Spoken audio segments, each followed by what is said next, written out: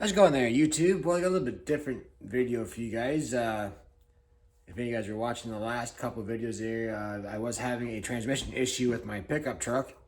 It's a 2015 Sierra Denali. Of course, with the 6L80E transmission. Um, Basically, what happened is I thought I was having a torque converter issue, which it was and it wasn't. Basically, what happens is when that converter is wearing or your transmission pump starting to wear, you will get a vibration in the drivetrain at about 80 kilometers. So what it'll do when the torque converter gets in the lockup at 80 kilometers, it'll vibrate for like a 5-6 seconds, and then it'll let off as it comes out of lockup. I did have at some points it would stay locked for about 30 seconds and it would shake the whole truck. Now keep in mind, this can happen at any time with these trucks, especially the 2014s and the 2015s with the 6L80. And that's everything. It's Suburban, Sierras, Silverados, Tahoes, Escalade, all of that trucks, and even the previous generations, they had issues with the 6L80. I think the latest, I forget what year they put the 6L80s in those trucks. I think it was 2010, something like that. I actually had a 2010 truck with a 6L80, but I had a 1.2 synchro was going out of my truck, but I actually traded the truck before I fixed the problem. My truck actually had 280,000 kilometers on my Denali right now that I have. 280,000 K. Like I said earlier, this problem can really occur at any time. I have heard of trucks with about 50,000 K having a torque converter issue. I do have a little video here of kind of what it was doing before I took it into the shop.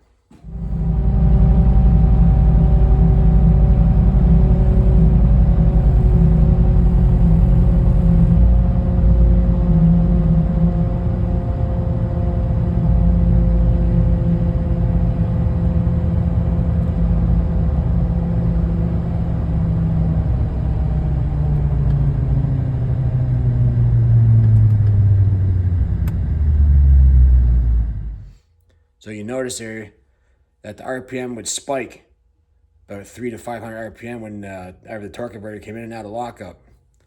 So that was my first indication we're having an issue. And then really I drove the truck. It happened on the way home from the International Plow Match. Really the first time I actually really noticed it. So I only drove it for about a week before I did that. Now, obviously driving a vehicle with transmission problem can just cause more catastrophic damage. Actually, I had the truck, I took it in on Monday after Thanksgiving. I just got it back this morning. Today's Wednesday now, so yeah, I had it for about a day and a half. TDS in Newmarket, total transmission specialist, did the work for me. Pretty fair price on the job. It is an expensive job to have done to your truck when this happens. But basically, when you have a torque converter issue, what happens is that converter breaks down, sends metal through your transmission pump, and that goes into your transmission. If you don't catch it fast, it can completely kill your transmission. Keeping frequent fluid flushes can help. In my experience, of course, you guys know I tow pretty frequently with the truck. Having that load on your truck, not consistently, but regularly, actually helps to prolong the life of that converter. It goes in the lockup sooner and it stays in the lockup. So what had actually happened with my truck, it wasn't as much the torque converter, it was actually the stator in the transmission pump on the back side of the pump, and it actually wore. So that's where the vibration was coming from. And yeah, the converter had a little bit of metal, but there wasn't, you told me when you took the pan off, the pan was actually pretty clean. It wasn't too bad. So I caught it just at the very start. So what the repair is, you can get a replacement torque converter, or you can upgrade to a billet front cover converter, which is what I have in my truck. So I guess it's like a HD converter. So when they do this job on your truck, if your converter fails or your pump fails because of the converter, you'll get a new converter, you get the new pump, you get a valve body update if it's a 14 or 15 truck. They'll do a shift kit. They did a transmission thermostat bypass kit, which at the end of the day helps your truck's transmission run cooler. My truck is the Denali has a transmission cooler built in, but it also helps to cool that. It allows the fluid to start cooling a lot sooner than factory.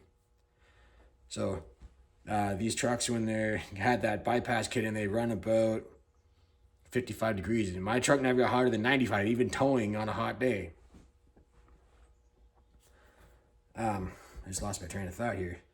They do the shift kit. Now my truck, because it has so many kilometers on it, they did the 4, 5, and 6 clutch packs in the transmission, because of course I find with my truck I run 4th and 5th gear quite often when I'm towing, and sometimes I would notice it would kind of rev up higher before I shift to 5th gear, and you're in and out of 5th all the time, so you use those gears a lot more. So depending on the mileage of your truck, there may be extra parts that they will change when you bring your truck in for this job. They take everything down and they clean everything. They update the valve body. They did a very good job, and I had my truck back relatively quick, and it drives very nice. So at this point, I'm kind of ready to go hook the trailer up to it and drag a heavy load with it, because I want to see what the transmission temperature numbers are going to be like now, and I wanted to see what it's like with the new Billick torque converter in it. So it drove nice with the trailer, but like I said, I noticed at first kind of skipping the RPM fluctuations when I was doing 80 on the way home from the International Plowing Master a couple weeks ago. So I think I drove to work 3 times since that, and I'm glad I got it done when I did, because it didn't send so much metal in the pan.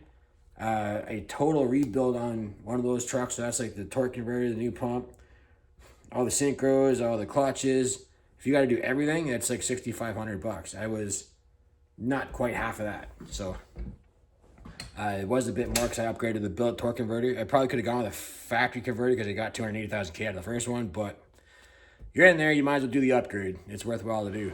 So anyway, just a little insight on that for you guys. I'll post this up for you, and I think we're going to head to a show this weekend, so stay tuned for that. We'll talk to you guys later.